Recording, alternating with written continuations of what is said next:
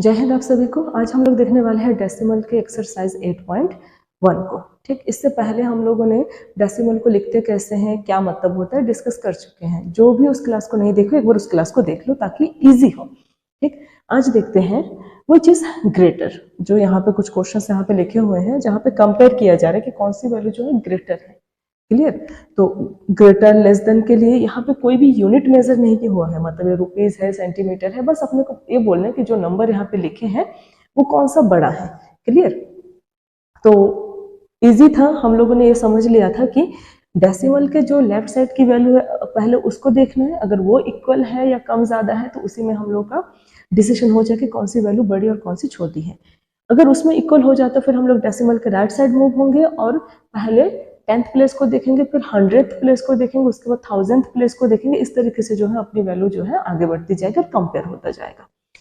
तो यहाँ पे दिख रहा है कि डेसिमल के जो राइट साइड लेफ्ट साइड है और डेसिमल के जो राइट साइड है ये जो वैल्यू है क्या है, पहले 0 है और इसके भी डेसिमल के लेफ्ट साइड में क्या है 0। तो यहाँ तक तो दोनों इक्वल हो गया।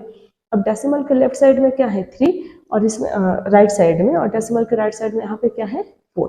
तो यहाँ पे पता चल रहा है कि ये कौन वैल्यू बड़ा हो जा रहा है, तो ये वाली वैल्यू क्या हो जा रही है, बड़ी हो जा रही है। तो यहाँ पे आप लिख सकते हैं 0.4 ग्रेटर देन 0.3।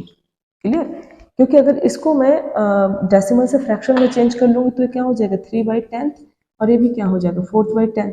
तो 4/10 प्लेस में कौन सी वैल्यू बड़ी दिख रही है, 4 वाली वैल्यू बड़ी दिख रही है, तो अपना ये हो जाएगा 0.4 ग्रेटर। क्लियर। इसी तरीके से हम लोग बहुत ही जल्दी बाकी क्वेश्चंस को भी देख लेंगे क्योंकि इजी हो जाएगा। यहाँ पे डेसिमल के पहले क्या है, लेफ्ट साइड में 0, इसमें भी 0, राइट साइड में 1th प्लेस पे क्या है 0, इसमें भी 0।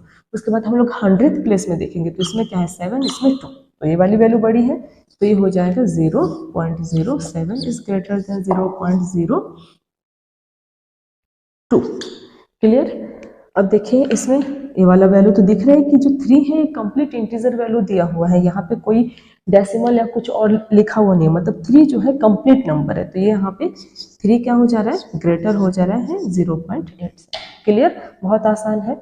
आप लोग चाहो तो वीडियो को थोड़ा सा रोक लीजिए और बाकी क्वेश्चंस को खुद से सॉल्व कीजिए, फिर कंपेयर कीजिए कौन सा सही है और कौन सा गलत है। इससे क्या हो जाएगा, आप लोग अपना ही जजमेंट ले पाएंगे कि सही बना रहे कि गलत बना रहे। और गलती होने से बहुत जल्दी वही चीज वहीं पर जल्दी से क्लिक हो जाती है और सिखाने में आसानी, मतलब खुद को सिखाने में आसानी हो जाती है। अब देखिए इसमें भी 0, इसमें भी 0। अब यहाँ पे इसके जो डेसिमल के राइट साइड की जो वैल्यू है 10th प्लेस में क्या है 5 और यहाँ पे 10th प्लेस में क्या है 0। तो यहीं पे पता चल जा रहा है कि ये वाली वैल्यू क्या है 10th प्लेस में है, तो ये जो है बड़ा है। पहले इस वैल्यू को देखेंगे, उसके बाद ये इसमें जो वैल्यू है ये जो है 100th प्लेस में है।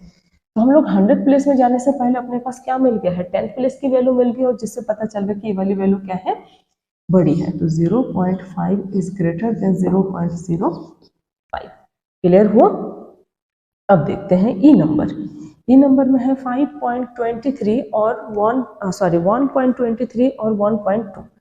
तो 1.23 और 1.2 में देखिए यहाँ तक की वैल्यू तो इसकी सेम है। क्लियर हुआ। लेकिन उसके बाद इसमें और कोई वैल्यू दिया हुआ नहीं है, लेकिन इसमें वैल्यू दिया हुआ है, क्या है 3 दिया हुआ है।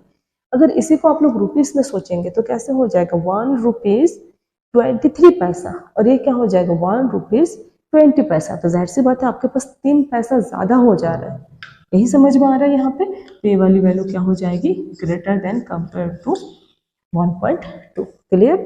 अब यहाँ पे देखिए पहला 0, इसमें भी 0 जो अपना इंटीजर वैल्यू है।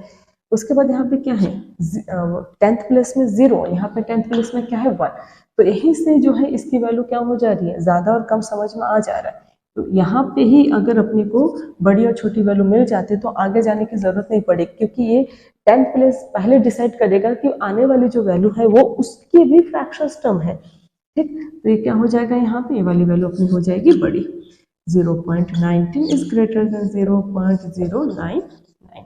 क्लियर हुआ। अब देखते हैं क्वेश्चन नंबर जी। क्वेश्चन नंबर जी क्या है, 1.5 और 1.50। देखिए यहाँ पे अगर मैं इसके प्लेस वैल्यू को ब्रेक करती हूँ ना, जैसे अगर इसको ब्रेक करती हूँ तो क्या लिखूंगी मैं यहाँ पे 1 प्लस ये कितना है, ये जो है 5 बाई एक डिजिट के बाद है, मतलब ये क्या हो जाएगा डेसिमल, इसके लिए एक 0 लग जाएगा। अब इसको अगर मैं लिखती हूँ, ठीक है, वाला इसका था, अब इसको अगर मैं लिखती हूँ 1 + 5/10 और इसको ब्रेक करती हूँ तो क्या हो जाएगा 0/100। अब अगर इसको ऐसे नंबर को काउंट करने में दिक्कत हो रही है तो आप लोग रुपीस में भी सोच के काउंट कर सकते हैं। देखिए ये जो 1 है दोनों में क्या है, सेम है, ठीक है। तो इंटीजर वैल्यू तक जो होल नंबर है डेसिमल के राइट साइड तक की वैल्यू जो है इक्वल जैसा है। अब उसके बाद जो 10th प्लेस में है, ठीक है, कौन सा प्लेस है, 1, अगर अपन में 10th है इसका मतलब 10th प्लेस हो गया, तो 10th प्लेस में दोनों क्या है, सेम है, ठीक। इसका भी 5/10, इसका भी 5/10, दोनों का 10th प्लेस क्या है, सेम है। तो यहाँ तक तो पूरी सेम होगी। अब इसमें एक वैल्यू ज्यादा है 100 प्लेस, क्या है, 0। अब 0 मतलब 10 पार्ट का 0 पार्ट मतलब कुछ नहीं हुआ ना, इसका मतलब अगर मैं इसको रुपीस में कन्वर्ट करूंगी तो जो 100 रुपीस होगा, 100 मतलब 100 पैसे में 0 पैसा मतलब कोई वैल्यू नहीं हुआ। तो इसका मतलब यह हुआ कि इस 0 का होना नहीं होना इस वैल्यू में कोई फर्क नहीं किया, कोई फर्क पड़ ही नहीं रहा है, ठीक है। तो ये दोनों वैल्यू क्या हो जाएगा, सेम। तो हम लोग लिख सकते हैं बोथ आर सेम। क्लियर, क्योंकि इस 0 की वजह से इस वैल्यू में, इस नंबर में कोई चेंजेस नहीं हो रहा है, क्योंकि वो 0 100 पार्ट, जो 100 पार्ट्स हो रहे हैं उसका 1 पार्ट को, 0 पार्ट को शो कर रहा है। तो 0 पार्ट का मतलब क्या हुआ, कुछ पार्ट नहीं हुआ। अगर मैं बोलती हूँ मैं आपको 0 पैसा दे रही हूँ, उसका मतलब क्या हुआ, भले क्या दे रहे हो, तभी फर्क होता है जब उस 0 में 0 की कोई वैल्यू होगी। आप दे तो रहे हो लेकिन 0 दे रहे हो मतलब कुछ नहीं दे रहे हो, तो इसमें देना और लेने का कोई बात ही नहीं हुआ, ठीक। तो यहाँ पे 0 का होना नहीं होना एक ही मतलब है, तो दोनों वैल्यू क्या है, सेम है। क्लियर, यहाँ पे देखिए, यहाँ पे दिखाई दे रहा है कि ये 1 है, 1 है तो इक्वल है, 4 10th प्लेस में तो इक्वल है। अब यहाँ पे क्या आ गया है, 3 100 प्लेस में ये आ गया 9। तो यहाँ से क्लियर हो जा रहा है कि ये वैल्यू क्या है, ग्रेटर है compare to other number. Clear हुआ। अब यहाँ पे देखिए 3.3 3.3, यहाँ पे वही चीज है, अगर मैं इसको इस तरीके से ब्रेक करती हूँ, इसका जो 100 प्लेस है ये भी 0 है और 1000th प्लेस जो है वो भी 0 है, तो इस 0 का होना नहीं होना सेम टू सेम उसके जैसा ही हो गया, ठीक। तो कोई मतलब नहीं बना, तो इसमें भी ये दोनों वैल्यू क्या हो जाएंगे, बोथ आर सेम, ठीक। अब देखिए यहाँ पे 5.6 लास्ट क्वेश्चन है, क्वेश्चन नंबर फर्स्ट का। उसके बाद जो 100 प्लेस है वो क्या है, इसमें 4 है, इसमें क्या है, 0 है। तो ये वाली वैल्यू यहीं से बड़ी होगी, भले उसके बाद उसके पास दूसरी वैल्यू है, लेकिन हम लोग का उससे पहले कंपेयर करने के लिए एक प्लेस वैल्यू मिल गया है जो बता दे रहा है कि यहीं पे ये वैल्यू क्या हो जा रही है, बड़ी। तो 5.64 इज ग्रेटर देन 5.603। क्लियर।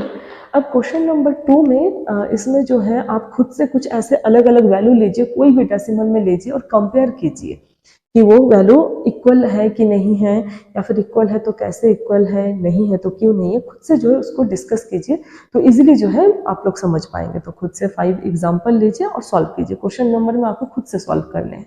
अगर फिर भी डाउट रहता है तो मुझे कमेंट्स कीजिए, मैं बिल्कुल आपको उसमें एग्जाम्पल खुद से दे दूंगी। तब तक आप लोग प्रैक्टिस कीजिए। जय हिंद।